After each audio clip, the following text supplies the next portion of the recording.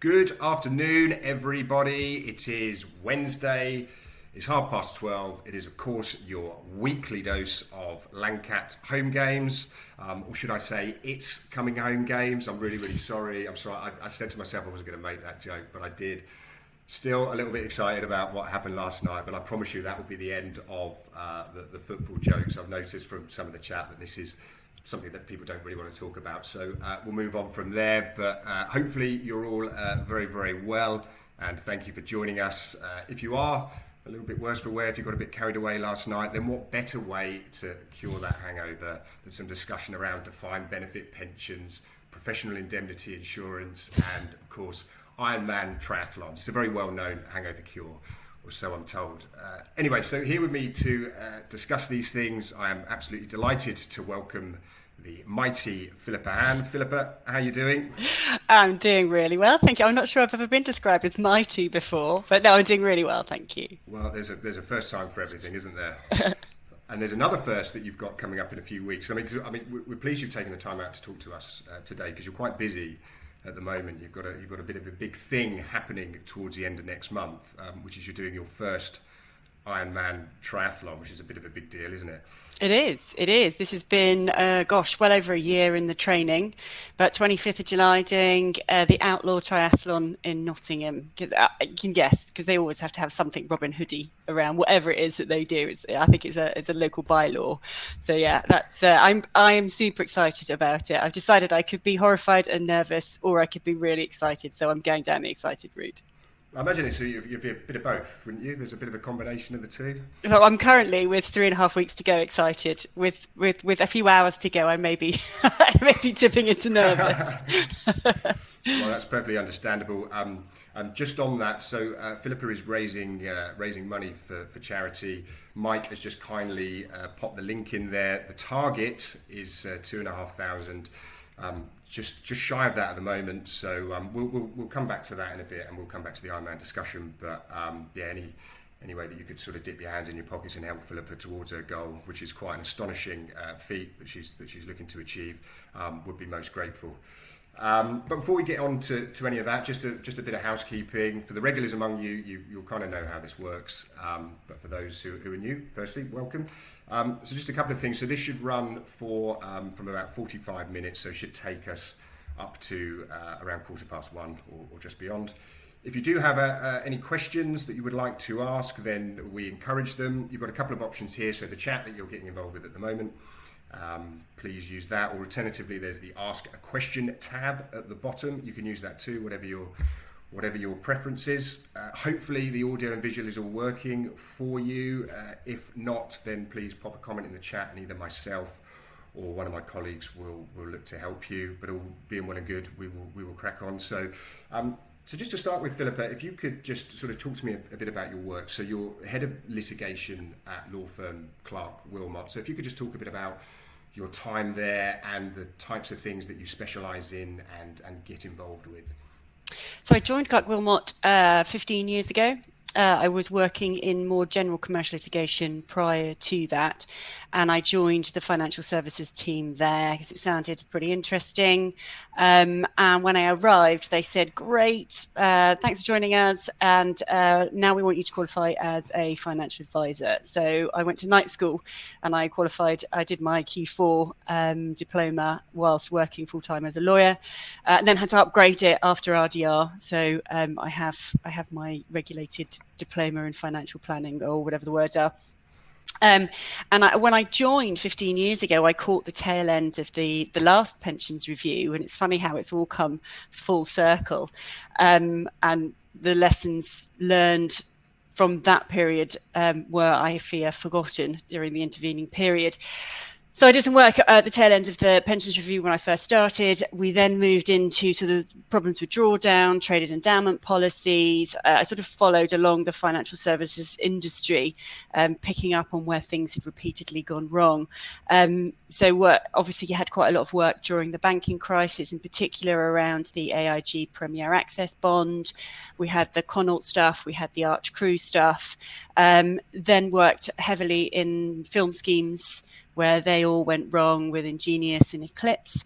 And And then we had a particular month in January about 3 years ago where we settled literally everything in our cupboards. And I was sat there thinking, right, what's next? And on Twitter, Al Rush went out with a tweet to say, someone's trying to sue me for defamation. Does anyone know a good lawyer? And a few people kindly mentioned my name. And we have been busy ever since dealing with the fallout from the British Steel RAA,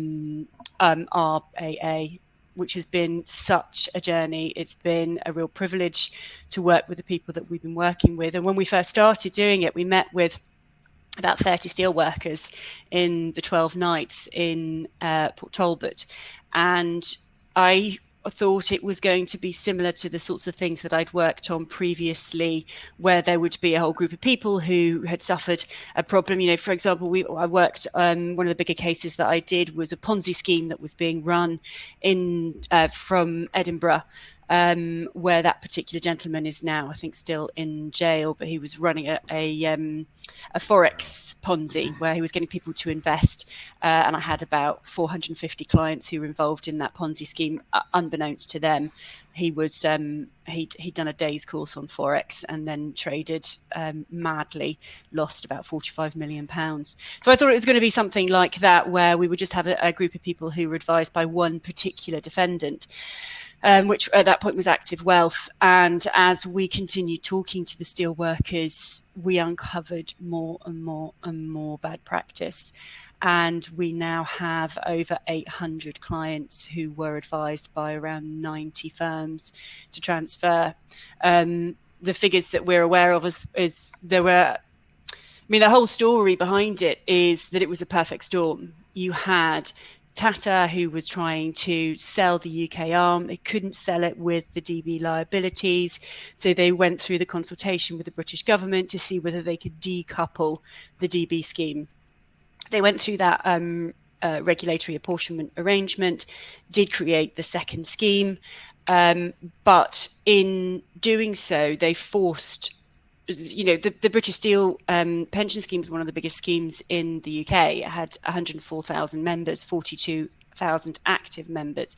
And so 42,000 people had to make a decision within a 3-month period. 42,000 people with no real history of having to take advice, with no real experience, and from a financial perspective, relatively unsophisticated. So of the 42,000 people, about 7,500 people transferred. So there are untold problems still in that market, and that's where we are focusing all of our attention currently. So without sort of being too intrusive, what sort of things have you seen? Because I imagine it's you've seen some pretty scary stuff. Is it fair to say that? Yeah, I mean, people will ask me, well, you know, do you ever see any files where you don't think that something's gone wrong? And it's pretty rare, but it's not. These aren't files where we are seeing borderline advice. These are files where we are seeing 25-year-olds being advised to transfer, where there are just no discussions around what the alternatives might look like, where I understand that the steelworkers were frightened and there was a lot of talk within the steelworks. And you need to understand just how close the communities are in South Wales. These are people who have always lived in the same street, whose grandparents had jobs in the same place. The entire family has for generations been in the same town, where people are extremely close and they work in dangerous jobs, and that builds, I think, a real community. And people talk, and if there is a myth which is abounding, that is something which is believed wholeheartedly, and people feel very strongly about what they're going to do. And if one person does something, then a lot of people will follow along behind. But as we all know, it's not the job of a financial advisor to simply say, yes, okay, we can get that sorted for you. It's the job as an advisor, it's the job as a solicitor or any other professional advisor to say, well, do you know what, is this in your best interest? Is this what we ought to be doing? So we're seeing problems where the client's own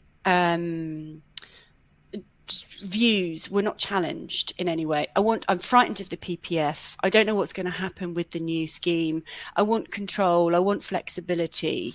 And of the 800 files that we've seen, I think probably 99.9 of them have had the reasons to transfer as being death benefits, flexibility, and early retirement. Almost nothing else. And these are people who have nothing else to support them in retirement. And it's just bad advice. It is wholesale bad advice. I mean, how sort of close do you feel to this work? Because it's one thing that this is obviously your line of work, but is there a kind of, do you feel almost a sense of responsibility here, like you've just alluded to, that these are people's futures, these are people's retirements, crucial parts of their lives? Is there a kind of, do you feel an emotional attachment to some of these cases, or in fact maybe all of these cases? Yeah, I mean, I wouldn't be doing my job properly if I didn't care. And that's one of the reasons that you get up in the morning, isn't it? Because you really care about what it is that you do, and you really care about the results for the people that you're working for. So, yeah, I mean, we've been working pretty closely with the FCA, and that came about as a result of me being pretty naffed off one Friday evening about what we were seeing, and just time and time again seeing horrific outcomes for these steelworkers. And, these are big, burly men who work day and night in blast furnaces in pretty dangerous jobs, and they're sat, when we were able to be face to face or on the phone to me or to members of my team, crying.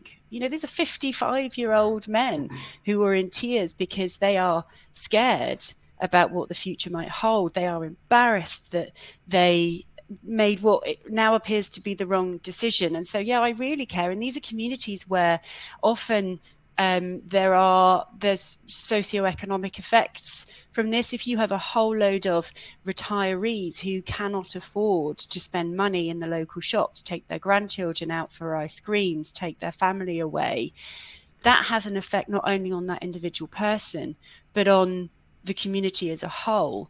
And where I have, I've had steel workers who've said, I haven't been able to tell my wife. I am too frightened, I'm too embarrassed, I'm too scared of what the future might hold to tell my family what I've done, because I don't think it was the right thing to do. So yeah, I really deeply care about what's happening in these communities, and that's why I've been working with the FCA, the FSCS, the FOS, MAPS to try and really make a difference. Because again, going back to that, trying to understand the psyche of these people who have been part of what's happened here, is that they're not people who want to make a fuss. I mean, we've had people who've said, I don't really want to make a complaint because I have to walk past my advisor's house when I walk my dog in the morning, and I don't want to be able to, I don't want to be embarrassed. It's his family. I'm worried about him. So I just think there will be a lot of people who will not be able to live the retirements that they deserve to live because of what's happened. Yeah. We've just got a question here from John Delaney. Thank you, John, for your question. There was another one coming in as well. We're focused on John's initially. Did you see any cases where the advice to transfer was appropriate? Very few and far between. There's been one or two occasions where we've said, actually, no, that advice is fine, but it's very, very rare. Thank you. And there's another question just come in from Ross Evans. Thank you, Ross. He asked, was there an option for the steelworkers to remain in the DB scheme, or what were the alternatives that would have been a better option than transferring? So the choice that they had during what they called the time to choose period, so that was between September and December 2017. The three options that they had was either to remain in the scheme, but they knew that the scheme would fall into the PPF, which for those who were looking for early retirement and were closer to retirement could have been a better option because of the early retirement discounts and the sort of beneficial rates that the PPF has. Or they would have been moved into what they called the BSPS2, 2, and the BSPS 2 provided the same retirement income, but the increases in retirement were slightly less. But it was generally, and the trustees went out to say that the BSPS 2 was a better option than the PPF. It was designed to provide more in the way of income. So the three choices they had were to remain in the scheme, go to the PPF, move to the BSPS 2, or transfer out. Cool, thank you.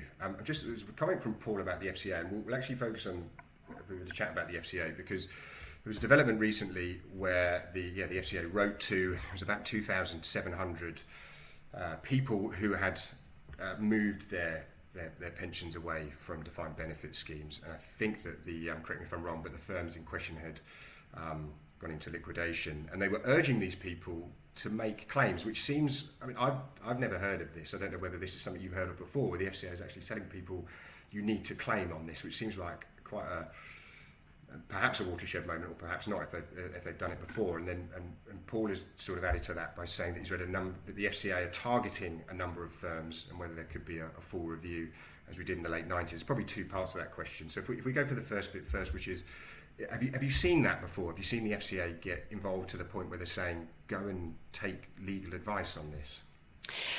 So we've been working closely with the FCA for a number of years now, and I have to say, pushing for the FCA to take further steps in relation to the steelworkers. They are a special category insofar as they were put through this regulatory apportionment arrangement, and so forced into making a decision. And actually what the government didn't do and what the FCA didn't do was recognise that this was a trap that they could fall into.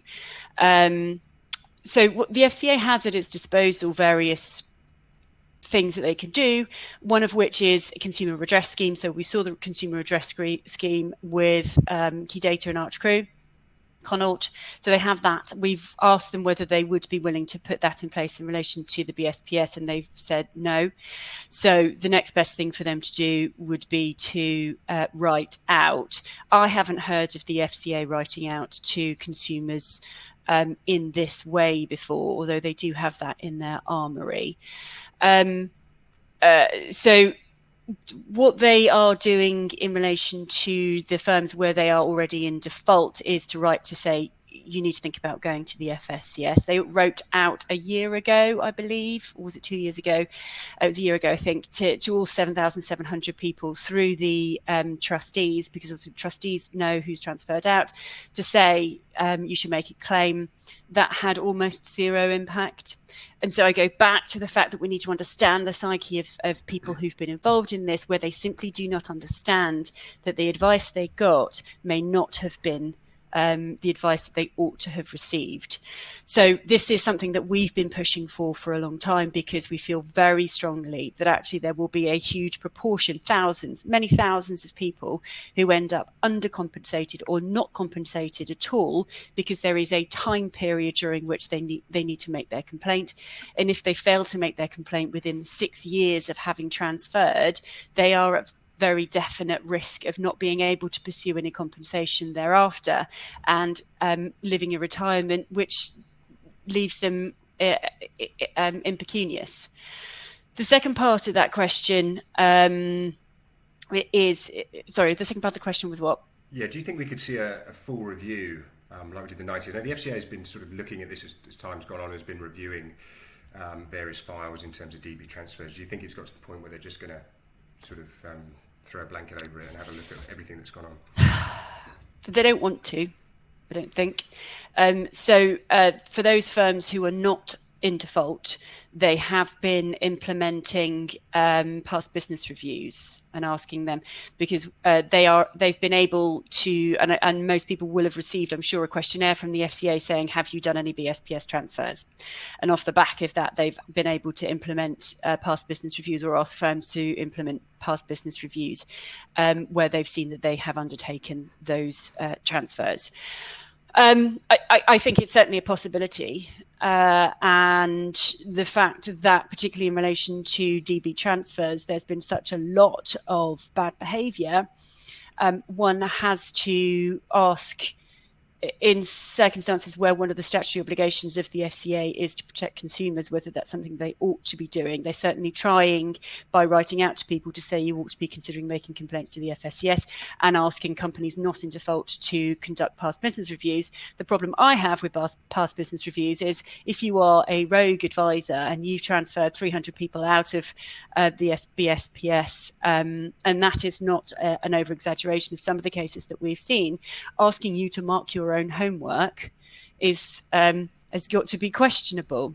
And what we've seen where people have been marketing their own homework, and this, I have to. This is such a small proportion of the IFA community. I get really angry about the fact that actually there are some bloody good at IFAs out there who I know and I work with, and this is such a small proportion who create such chaos and such bad reputation. And the knock-on effect is, of course, that I believe that most of the 90 firms that we currently are acting against will go into some form of insolvency event. They will be declared in default, and most of these complaints will go into the FSCS. And I think there's probably £250 million worth of compensation which is yet to be paid out. But what we're seeing in relation to those firms where they are marking their own homework, and if they do get to a point where they are having to calculate what the damages or the compensation should be, we are equally seeing bad behaviour in those calculations. So we are awaiting we have had a final decision which will be published shortly, where a firm cancelled its own charges the day before the calculation was due to be undertaken, and ongoing advisor charges are part of that calculation. And the only reason for cancelling your own charges the day before you do your calculation is to reduce the amount of compensation that you might have to pay out to that client, which is totally unacceptable. Yeah, and is there a way of sort of governing that? Is there a way of preventing that kind of thing from happening? One might think that is the role of the FCA. So we report into the FCA,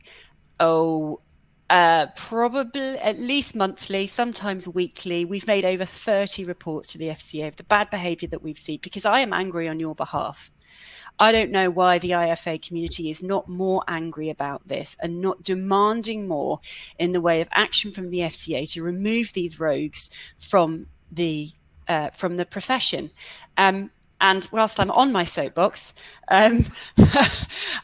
a large part of the problems that we are seeing and the effect on the good guys having to pay out huge amounts more in relation to the FSCS levy is the woeful state of PI insurance. Yeah, we'll move on to that. We'll definitely move on to that shortly. Just stick on the FCA for now. I've got a good question here from Jamie. Do you think that the FCA has over-regulated the sector, resulting in people who would be better transferring being stuck in something that isn't suitable for them?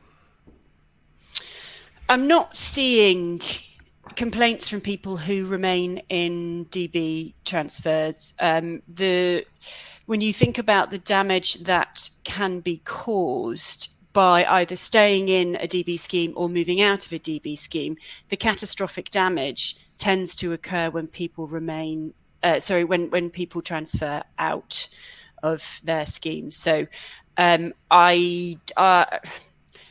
the problems that I've seen are that the lessons of the previous pension transfer review have not been maintained, where pension freedoms is a disaster, where there is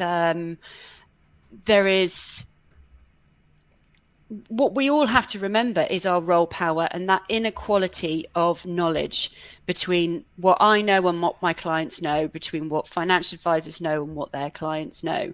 And it is so easy to fall into a trap of justifying your own behavior. And we all have to do it.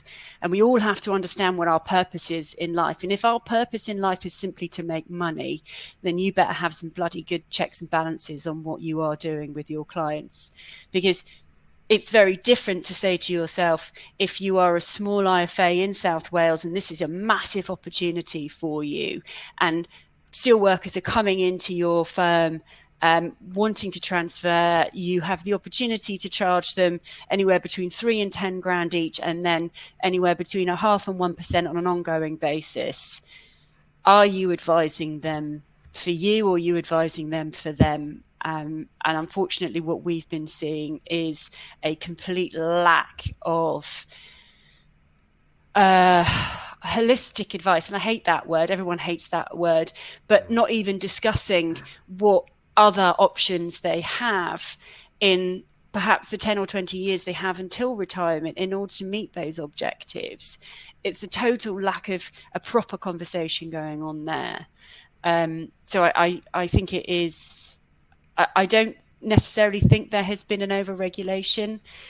I think that FCA's hands are sometimes tied, and I think there is a problem in them being able to move swiftly enough to remove people from the profession. I think that's a big problem. I think that the FCA has to do a lot of things, and I think perhaps they have too much on their plate. Yeah, because there's huge financial implications to all of this. I mean, the biggest losers are obviously the customers, as they often are. But as Kate's alluded to, Kate Shaw, hi Kate, has alluded to here, I'm massively looking forward to my future levy bills. But there is an effect on advisors. Not only it's a further tarnishing of the reputation, and like you say, there's a small minority but it manages to stick with the population. That's what they see. That's what they see in the media and in the news, and so that's going to be their opinion of what financial advisors are like. Not everyone, but it will tarnish some. And then the other side to it is the financial element of future levy bills, and also, like you were saying earlier, professional indemnity insurance, which has become a huge knock-on problem. I mean, I've sort of read that there've been reports of premiums being 900% higher than before. There has been some talk about a protection. There was some talk a couple of years ago about a protection levy. It was put forward by the PFS as one solution. In your view, are there any potential solutions to this? What is the answer to solving this? Because some of it just purely isn't sustainable. No, it's a huge problem, and it's been a problem for a very long time. The issue is that the PI insurance that's available to advisors is a claims-made PI insurance. And what that means is that the insurance responds to the year in which the claim is made.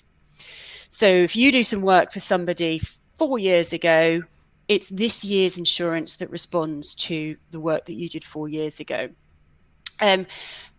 So that's one problem, because as you move into the next year's insurance, you're negotiating a whole new set of terms.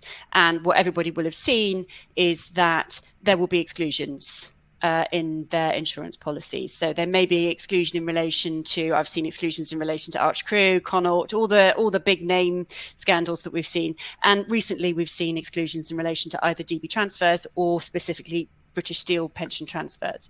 So what the FCA's rules have created is an environment where you as an advisor can quite innocently be doing your work for your clients. You don't know what client might need from you, but you're quite happy that when you're doing that work that you're insured for it. So all these advisors that are on the other end of what we're doing were insured at the time for the DB transfers that they were doing.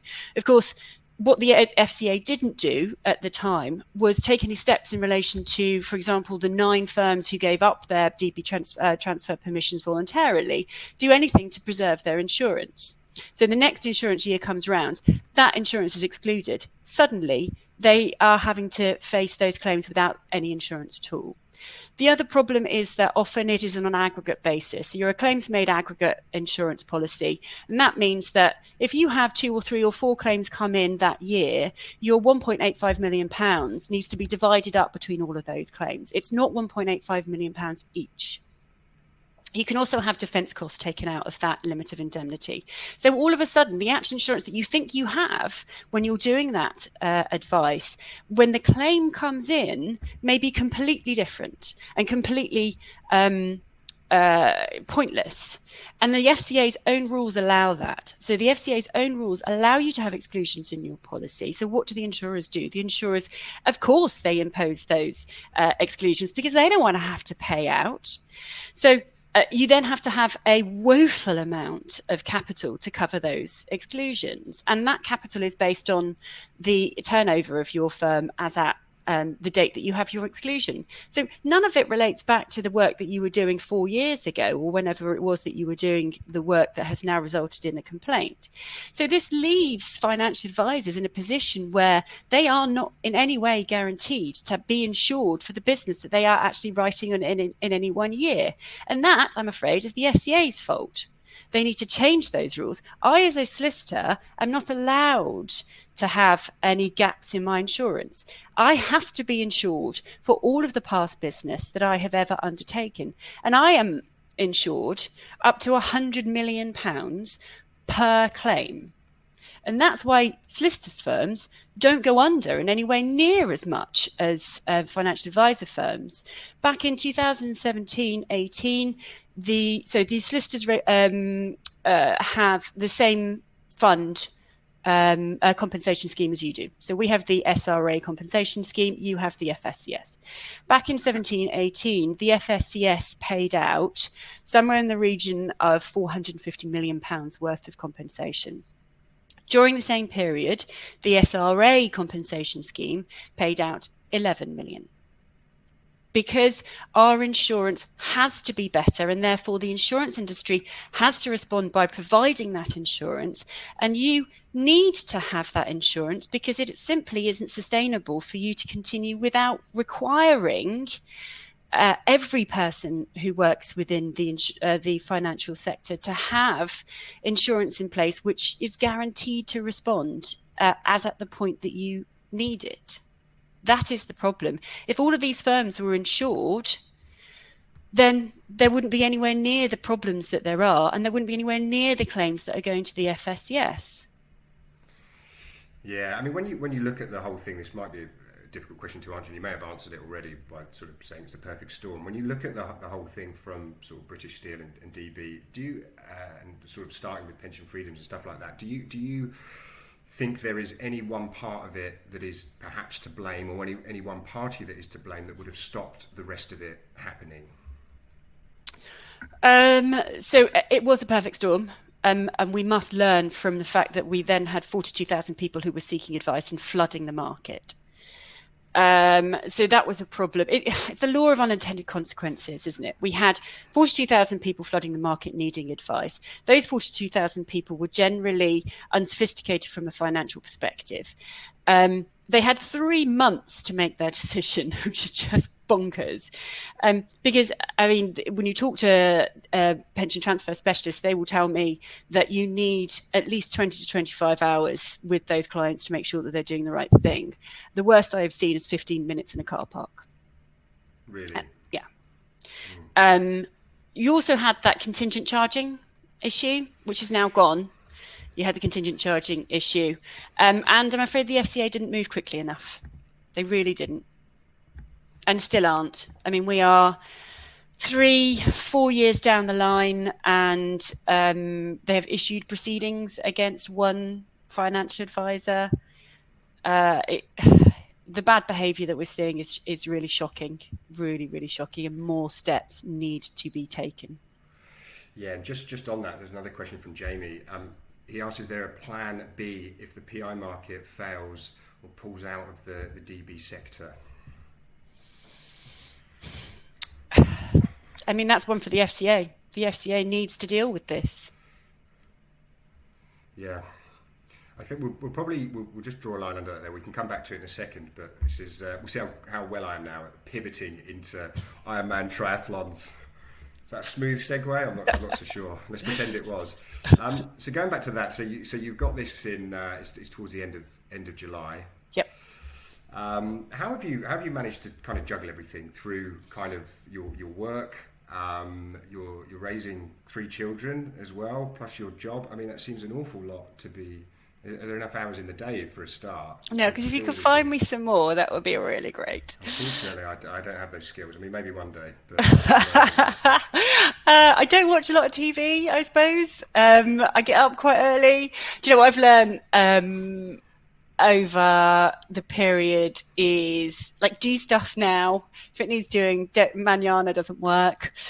do it now. I've really enjoyed the discipline actually of having a training schedule, because like most people, I have to make a lot of decisions a lot of the day and think about things quite deeply. So when my coach tells me, right, you need to get on and do a turbo session for an hour today, I'm like, okay, fine, I will just follow. Okay, 1 minute hard, 2 minutes easy, whatever it is. So that's been great. I've really enjoyed, there's something about taking up a new sport when you're an adult, which is really great, and you can really see the progress when you are disciplined. So one thing that I tell a lot of my teams often is energy and persistence conquer all things. So you just got to keep going. And the joy of it for me is that I am now going out doing, on Saturday I'll go out and do a 100-mile bike ride followed by a 4.5-mile run.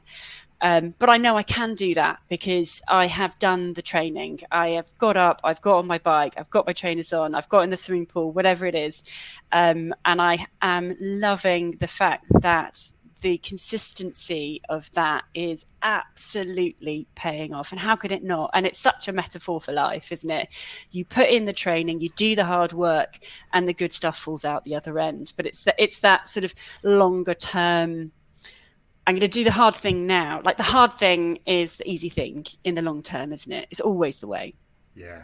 I mean, there must be times during it though, during the training, that you've thought of, that you sort of, I don't know, doubted yourself. There must be times where it's not just all plain sailing, and you get up and you go and you do all your training. You think, this is fine, I'm perfectly on track. This is going to be easy when I turn up on the day. There must be times where you're kind of having to dig deep, if you like, and find a bit extra. Yeah. And we definitely type 2 fun, during the sort of 4th hour where you've got another 2 or 3 hours in front of you on the bike, and I'm sort of cycling along shouting because no one can hear me. My bum hurts. It's definitely type 2, but that feeling when you've done it, like that feeling of accomplishment is what drives you. And the feeling of being fit, sleeping well, feeling well, it's been an absolute lifesaver through lockdown. It's been, like everyone, I think I could probably sit at my desk from 5 a.m. till 9 p.m. Yes, and all the food, Kate. I just seen her. And I like cake. Yeah, absolutely. Perfect timing. Yeah. No, it's a brilliant thing to do, and it's such a challenging thing to do. And I firmly believe that you should do something that scares you every year. So this isn't my first big event. I've done a few other events. I did a half Ironman. I did a marathon, which is such, 10K is such a gateway distance, isn't it? You do a 10K, and then you think, I do a half marathon, and then you do a half marathon, and you go, oh well. You suddenly stick a marathon on your bucket list, and then you start talking to dangerous people like Jason Holmes, who's talking to me about triathlons and things, and then they're like, well, I just go and get some swimming lessons, and then you start doing triathlons, and then suddenly you find yourself doing a half Ironman, and then an ultra marathon, and then a whole Ironman seems like a really, really good idea, and here I am 3.5 weeks out. Well, yeah, I mean, I ran a marathon last year, and there's no way. People have spoken about Ironmans, and that was enough for me. If we just sort of remind people what you're going to have to do on the day, which is a 2.5 mile swim, it's a 112 mile bike ride, and then a marathon, all one after another, which is quite staggering. And so, what sort of do you have a target for the time that you're looking to do it in? So I'd love to do it under 14 hours. So that would be an 1.5 hour swim, about a 7.5 hour bike, and then a 5 hour marathon. So start about 6:30, finish about 9:30 in the evening. But it's just right arm, left arm, right arm, left arm, right leg, left leg, right left leg, left leg. It's just that simple. That's all you need to do. Well, I can swim, I can ride a bike, and I can run. It's just keeping going that'll be the challenge, I think. Well, I'm sure it'll be fine on the day. So we're sort of heading towards the time. So just to remind everyone, so Philippa is doing this for charity. Could you just just sort of a brief outline of the charity you're doing it for and why? Yeah, so the charity I'm doing it for is a medical research charity for a condition which is pretty rare. So my involvement in that is that my best mate from university, she and I did a lot of things together. We got married at the same time and had babies at about the same time. And I had to go one better and have identical twins to my one singleton. And we got each other through various, terrible toddlers and sleepless nights and all the rest of it. And her children just never mastered walking without wobbling. And I remember one of our telephone conversations, she was saying, I just think I might speak to my health visitor about it. And I uttered the immortal words, well, yeah, you should do. I mean, how bad can it be? And the diagnosis was life-changing. The diagnosis was that they have a genetic condition called ataxia telangiectasia, which is a pretty rare condition. Only about 40 children are born with it in the UK every year. It is a condition which is similar to sort of a motor neurone and cystic fibrosis. So the boys, Zach and Ruben, are 11 now. They are full-time wheelchair users.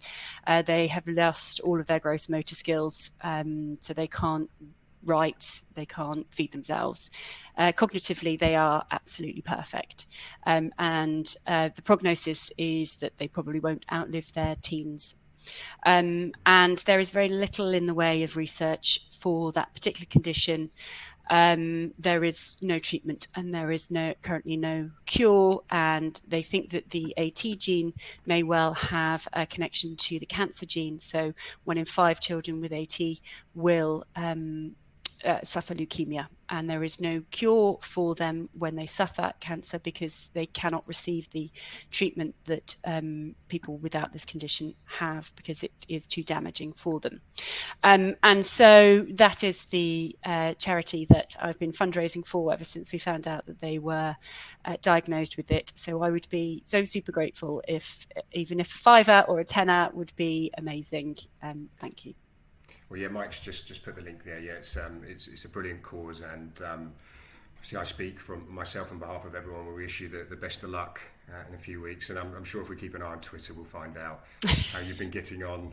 Yes. And we certainly wish you the best. So yeah, that seems a nice place to round off. So yeah, thank you, Philippa. Thank you so much for speaking to me today. Thank you all for attending. I'll just outline what's coming up next week.